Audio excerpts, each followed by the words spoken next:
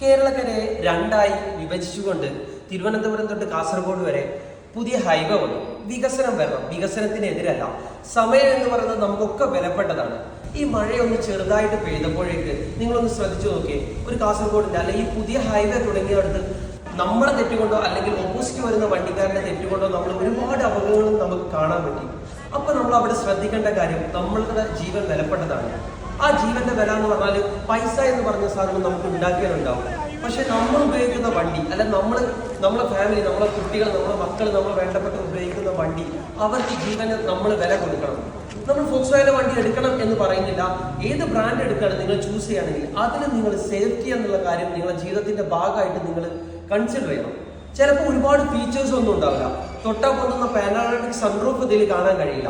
പക്ഷേ ജീവന്റെ വില അത് വിലപ്പെട്ടതാണ്. ഈ സാധനം ഫോക്സ്വാഗന്റെ വണ്ടിയാണ്. ഞാൻ രണ്ട് ഇൻട്രൊഡ്യൂഷൻ എന്ന് പറയുന്നില്ല. ജസ്റ്റ് നിങ്ങൾ ഏത് ബ്രാൻഡ് എടുക്കാൻ പോവാണെങ്കിൽ ജസ്റ്റ് ഒന്ന് ടെസ്റ്റ് ഡ്രൈവ് ചെയ്യാം. ഈ സേഫ്റ്റിയും ഈ കുറ്റിയുറപ്പ് കാര്യങ്ങളും ഉണ്ടല്ലോ, അത് നിങ്ങളെ ജീവിതത്തിന്റെ ഭാഗമായിട്ട് നിങ്ങൾ കൺസിഡർ ചെയ്യും. ബിസിനസിന്റെ ഭാഗമായിട്ട് ഇത് കാണണ്ട. നിങ്ങൾ ജസ്റ്റ് ടെസ്റ്റ് ഡ്രൈവ് ഈ വണ്ടി ചെയ്തു നോക്കണം വണ്ടി എടുക്കുന്നതിന് മുന്നേ.